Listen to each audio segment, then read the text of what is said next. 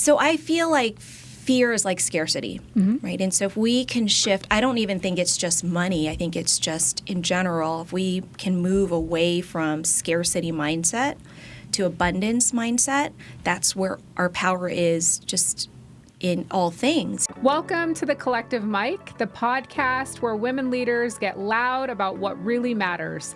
I'm your host, Joyce Tody, founder of Collective Women's Leadership. We are not here for fluff. We're here to lead, build, and rise together. Whether you're climbing the corporate ladder, building your own brand, or redefining leadership on your terms, this mic is for you. Hi, episode 1? You are episode 1. What? Welcome to The Collective Mic, Shelly. Excited. So happy to have you here. I'm excited to be here. So proud of you, too. This is exciting. Thanks. Well, I'm happy that you're here. So we have Shelly Panzarella here, owner of Prosperity Lending, breaking all of our scarcities and all of the myths about homeownership and lending, because I think there are a lot of things you can help us understand for the audience. You have been a part of Collective Women's Leadership from the beginning. Yeah, this is our new venture. I know. This is very exciting. Yeah, Love that you're doing this. Let's get into it, shall we? It. So what led you to the lending industry and what has kept you there? Well, I wish I could say it was something super fancy, but honestly, my uncle had given me a call. We were just talking about life in general while I was in college, and he had told me that the mortgage industry was the easiest to make 6 figures and the hardest to make 30,000, which I was in college. I was a new accounts rep, barely making maybe $20,000. And so I really went into it based off of the money. I've stayed into it just based off of the fulfillment and helping families build wealth in real estate, including, helping families, realtors, my clients, my team, and of course my own family from a lifestyle standpoint. So how long have you been in lending now? 27 years. Wow, congratulations. Thank you. You see yourself staying forever? It's funny, as the curve is the bell curve is coming the other way, I do feel like there'll be a time when my goal would be that we could transition our company into somebody who wants to take it over. I don't know if it's buying of the book of business or whatever that would look like. I would stay in more of a consulting role. I feel like that would be in training. Sure. That I think would really warm my heart. I do see myself maybe in 5 to 10 years being out of the daily operation of it. Yeah. Yeah. How did you find your voice in this industry that was not built for women necessarily and was not dominated by women? So I have high work ethic, and I think for me it was really just the consistency factor of showing up and speaking up, and in all areas, whether it was just in general in a meeting or just in a networking event or whatever that might be. And I think those two things helped me to stand out. And then I really did just try to be an industry leader. That was really a focus of mine, was to do better in the industry. Did you ever have challenges in terms of being more in a male-dominated industry and things that you look back on that were really great pivotal moments for you? The thing that actually launched me from being being a loan officer and then stepping into the management role was when I actually had our first female manager that came into, at the time I was a loan officer at KB Home Mortgage, and she came in from Georgia. I just remember her name was Candy, and she had pulled myself and one of my other counterparts up into operational leadership, and that kind of set the tone for management at that point. I'd always read all the Maxwell books, John C. Maxwell. Yeah, absolutely. And so I think in the background that was always there, whether it was to lead my own team, but she really did help me pull myself up, and she was definitely a mentor in the industry that was so male-driven. Yeah. It still is today, honestly. Sure, of course. So let's demystify lending, and let's talk about how not scary it is. I feel those that maybe lived through and lost a home during the crash of '08 have not gained their confidence back in terms of renting versus buying. Can they qualify? All of those things. So let's break it down for our audience. What should people really know about mortgages and lending? Well, I I mean, I don't think it's as scary when you have somebody who really can help you and educate you and your family through the process. I do agree about PTSD from the housing crisis in, 2008 to 2012. There are a lot of people out there that were impacted by that. I'm inclusive of myself, impacted by that financially as well as personally from we lost a home during that crisis, and it's hard to think about rebounding from that. Then you've got families that, and I called old timers because my father-in-law was one of them who said we couldn't buy a home unless we put 20% down. And so there's a lot of different things that people get nervous about. You don't need 20% to put down. I mean, nowadays you can put, if you're a veteran or active military, you can put 0 down on a home. First-time home buyers, you can put 3% down. And then, honestly, if you're going to occupy primary resident as your owner-occupant home, you can put as little as 3.5% to 5% down. You don't need the full 20% down. I think the aspect of credit scares a lot of people because, they don't know. They think you have to be wealthy or you have to have excellent credit in order for you to purchase a home. And, although that does help in certain cases, but you can get pre-approved to buy a home at a 580 FICO score. So it's really education around that and helping them walk through whatever it might be that they're struggling with in buying a home. Are there other misconceptions outside of the 20% down and perfect credit that sometimes people overthink? I think it's the process of really buying a home. There's so much noise right now about, why would you even really want to buy a home? Sales prices are so high, interest rates are so high, it's much easier to rent. And that might actually be a good strategy. I think if people are looking at it for a long-term play, just like any financial investment that you would do, you have to really make sure that it makes sense for you, like stocks. Sure. Buying of cars can be an investment thing, jewelry, art, all of those different things. You have to have the right goal in place and really do get education around that.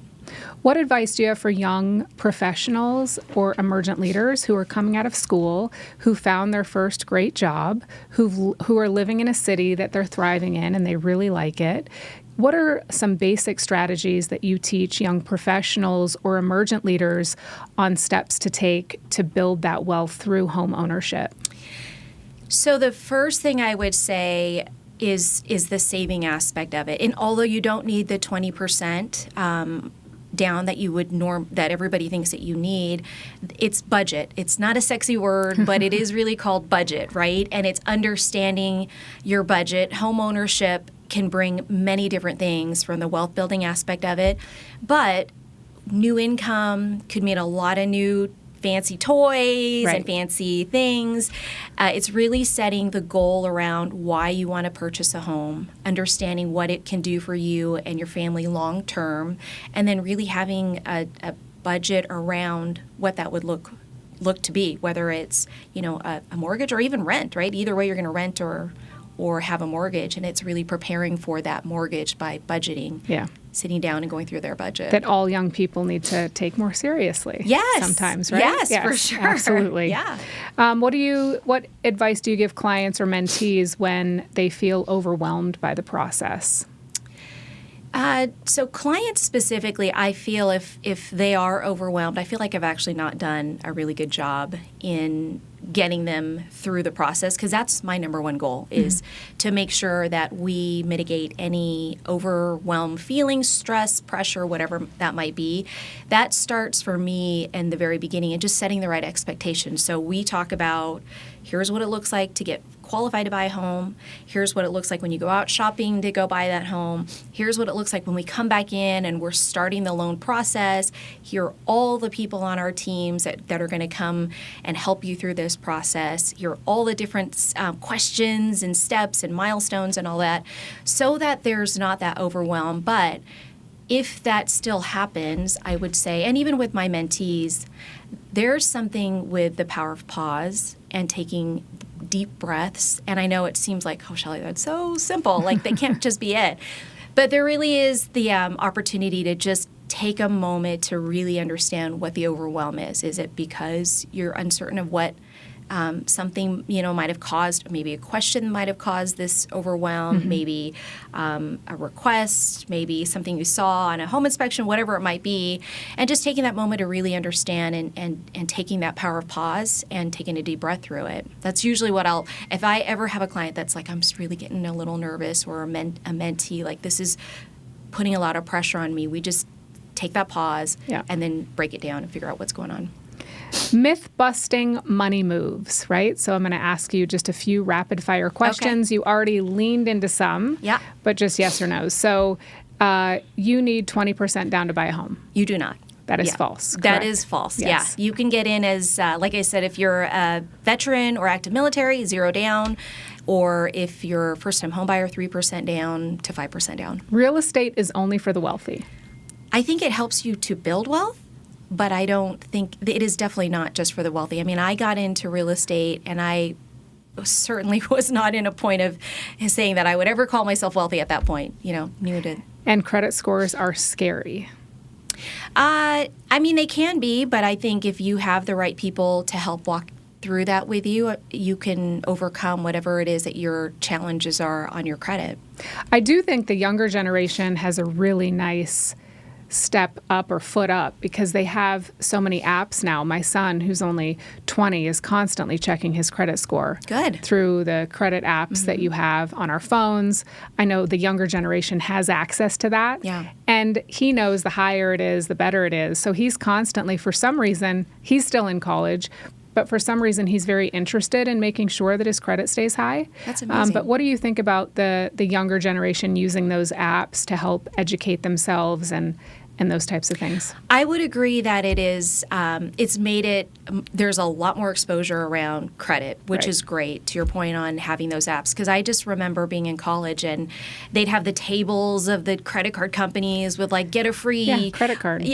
Or a t-shirt. But t-shirt, not even anything substantial, and not even understanding what that meant, And so now that people realize the higher the better, which is great, to your point for your son, having that exposure and ability to see what kinds of moves you can make to increase your credit, those tools are critical, I think, or important in just, anything, whether it's buying a home, buying a car, getting a credit card, whatever it might be. We'll segue into leadership in finance. You have not only grown this incredible business of yours, but I know you do a lot more than that in terms of leadership and mentoring.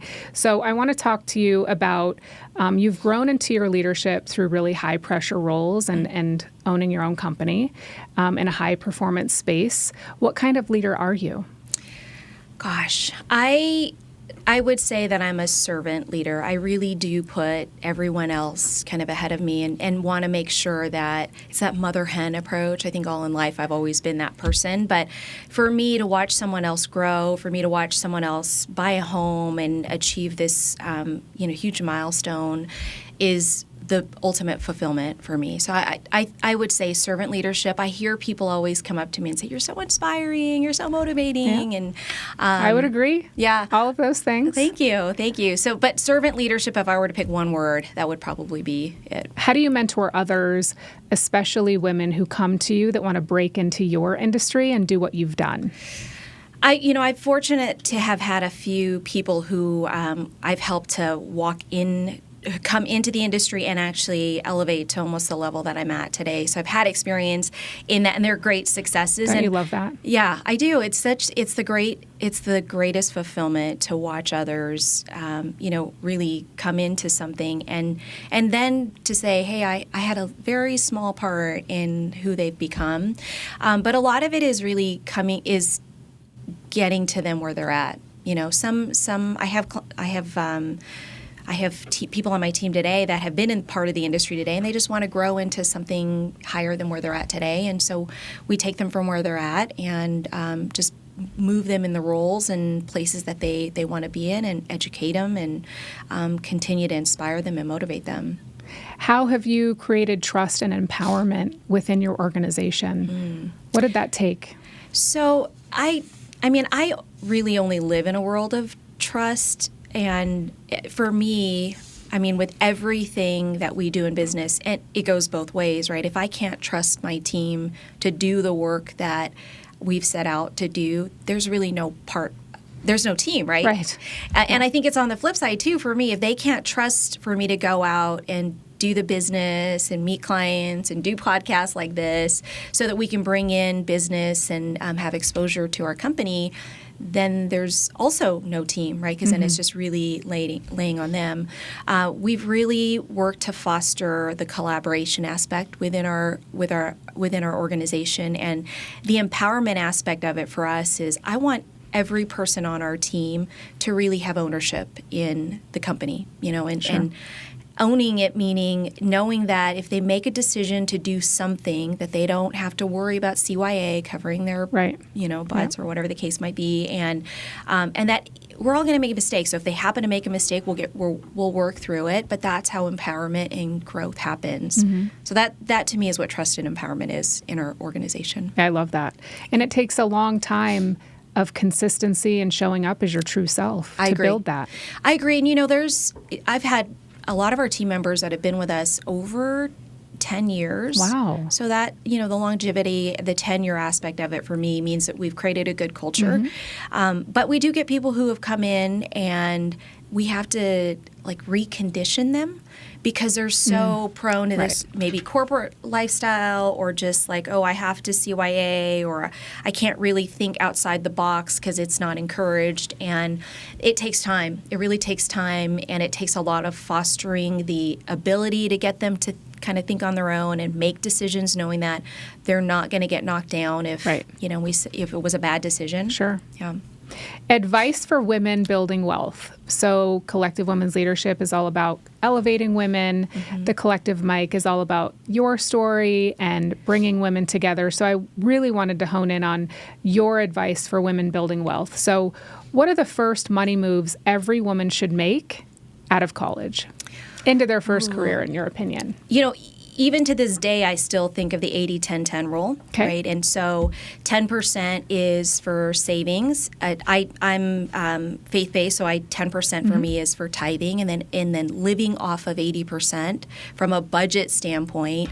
I think if you learn that principle or philosophy early on, that's going to help you to do so much with just that 10%. I mean, we're getting to the point where now it's 70-30, and you have more, if you can live off of 70% of your income, or... Oh, is that what they're saying now? Is that what the industry standard should be? Which I think is, pretty aggressive. Yeah, 80-10 was 80-10-10. I like 80-10. Yeah, 80-20. But I would say that would be the first step. And, the other thing I would encourage women out there to do is to get a financial advisor. Different than just putting money into a 401k, which is automatic. But I think that if you have a financial advisor early on, my financial advisor came to me when I was late 30s, and I could just imagine what I could have done, how much more I could have done had I had a opportunity to have been under financial advisement much earlier on in my career. Just that money would have been, so much more today, right? Just based off time. That's really what they have in their early 20s. So I would say that it would be to get a financial advisor, but then really follow that 80-10-10 rule. How can women start shifting their fear of money into power? So I feel like fear is like scarcity, right? And so if we can shift, I don't even think it's just money. I think it's just in general, if we can move away from scarcity mindset to abundance mindset, that's where our power is, just in all things, specific to money, and identifying what fear is, or what's creating the fear. Okay. Maybe it's your generations ahead that you've learned from. Maybe it's you were in college, you took out the credit card, didn't realize it had to be paid back. There's fear now because your credit might not be great. And some of that is really identifying that and then knowing that you can get help for that. But it's really the abundance aspect of it that I think shifts your mind, even if you are in a position where today you're just barely meeting your paycheck to paycheck, or barely meeting ends, or whatever that might be, and knowing that you've got so much more time ahead of you that you can make different moves so that the money doesn't become empowering over you. Sure. What's one wealth building decision you're proud of that you made early on? So I honestly was buying my first home. I don't even know how this happened. I remember just back in the days, classifieds. The classified ads? Classified ads. In newspapers. In newspapers. The younger generation has no idea what that is. Right. Classified ads is where you would find everything. Yeah. And it would be how to buy a car, like if there were cars for sale, jobs. Classifieds had a single section. That's where you would date. Yeah. What else did it have? Did it have real homes? estate. Real It estate did. was in It there? did. I didn't even know that. Yeah. Okay, so classified back in the day had real estate. Okay, great. And it's ironic to think about because being in the lending industry, I went into the classified ads and I'd found a home in there that the owner was willing to rent the home to own. Oh, okay. So, for me and a great. lender, I just, my story was previously married, divorced, credit shot, had to figure out a way to rebuild credit. But at the time that I saw this ad, my credit was shot. And this owner gave me an opportunity to rent the home from him. And then I eventually got into a position to purchase it from him. And then, lived in the home for a few years and was able to sell that home and made some money from it, Wow. which helped me to, during that time, I improved my credit and everything. And having that money helped me to really officially buy a home utilizing, myself as a lender and a realtor and put a down payment and all that good stuff. So that for me was the I don't even know if you say springboard into wealth building for myself. And it was honestly to have the courage to do something that was really against the grain and then asking for that opportunity. Like, hey, would you be interested in renting this to me? And then Does give me an that opportunity process on it? still exist? There are sellers that will do what they call an owner carry. Okay. Yeah. I mean, today there are people out there that'll do it. I think because And what, a percentage of your rent goes toward like saving for a down payment? Yeah. I'm not sure how that works. that's exactly what it was. Okay. So let's say, at the time, I think it was like a $1,500 rental payment. Mm-hmm. And so $200, not a ton, but $200 because the seller wanted to incent me to buy the home from him. And then at the same time, I needed the assistance to help for the down payment. And that, the budget created the opportunity for me to save. And then my credit improved. All of the things worked. I was in that home for about 2 years, I think, before I was in a position to then sell it and then actually go out and buy a new home. Wow, that's really interesting. Yeah. Our quick fire round of fun questions Yay. for you. Your favorite financial book or podcast? Okay, so I'm right now big into Purpose with Jay Shetty. Okay. I love and Diary of a CEO. Yes, There's so Diary of many a CEO, great yes. art. We had that on a reel today. We Yes, do? yes. Oh, yay! Yeah. As far as books, financial, I would say is Profit First by Mike Malkowitz. Okay. And especially if whether you're a startup business, you're an entrepreneur today, I know that's your audience. You've got corporate America, women. It teaches you how to really, that 80-10-10 rule, but from a business perspective, it teaches you where and how to put your money into savings, diversifying it, and then as well, how to grow it from a profitability standpoint. One leadership quote you live by? I actually just heard it again today. Eleanor Roosevelt is, do the things that you think you cannot do. I love that. Yeah. It's, fear, I think we talked about fear and power, fear over money and scarcity versus abundance. I believe that fear is the entry fee to greatness. Mm-hmm. And like right now, I'm in this season where I'm extremely fearful about certain things that I'm doing in my business and things that are like ahead of me. I know that what I'm walking myself into and through on the other side of that is going to be amazing. And so it's one of those things where you have to be comfortable with being uncomfortable. Yeah, very. Yeah, Mm-hmm. but that's Yes. one of my favorite like quotes. Today. Exactly. Yeah, right. Yeah, you're doing a great job. What's always in your work bag at work? My work As a lender. Oh, computer. A computer, And, okay. Fortunately now we have calculators on our phone. I carry this black book that has all my clients' information, and I am, purple's my favorite, so I have a purple pen. Perfect. Yeah. Dream vacation once you hit your next big goal? I want to go to Greece. Greece, Santorini. I'm a beach girl. There or Tokyo. Those are the two They're very places. different. I know, yeah.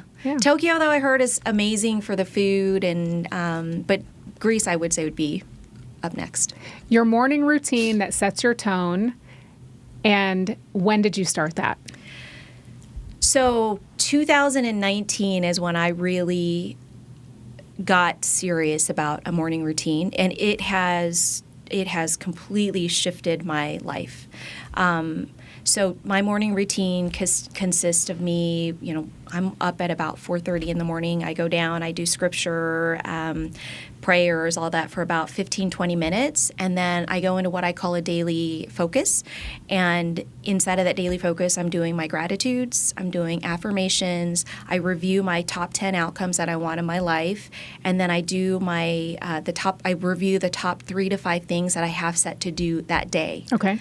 And then I go to the gym.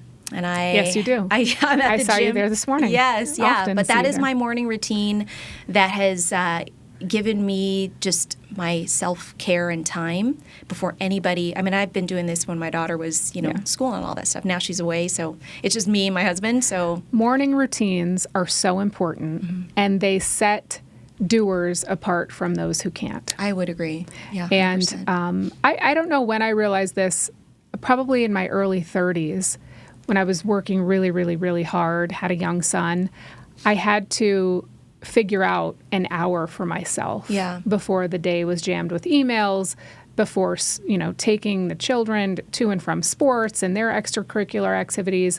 I had to find out very soon, otherwise it wasn't going to work. Yep. I was going to be spinning in a dazed and confused state for the rest of my life if I didn't figure out my morning routine. So I always love to ask that, because I do find that successful women, successful individuals typically have a very stringent morning routine that sets them up for success for the entire day, week, month, year, all of those things. I would agree. And I think for women specifically, it's the self-care aspect that people think that that's selfish. Yeah. And I absolutely disagree with that. Self-care in the morning, whenever it might be actually, is 100% imperative to your well-being.